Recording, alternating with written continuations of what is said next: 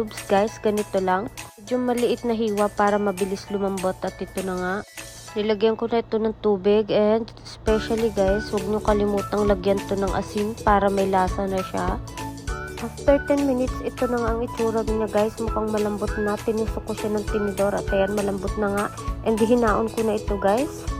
And ayan, wala akong pang-mash na potato at ginamit na natin ang pinagbabawal na technique char. Kinamay ko na yan guys. And ayan, naglagay lang ako ng plastic. Ayan guys. Madali naman siyang i-mash kasi malambot na siya. Lagyan din natin to ng pepper and kaunting olive oil. Ayan guys. So, sa inyo na guys kung lalagyan nyo pa ulit ng asin kung matabang. And syempre, ayan, halu-haluin natin ng ganyan para ma-mix ng maayos ng pepper. And lagyan ko to ng milk guys para mas masarap. Nasa sa inyo na guys kung lalagyan nyo ng milk. And optional lang naman yun. And ito na nga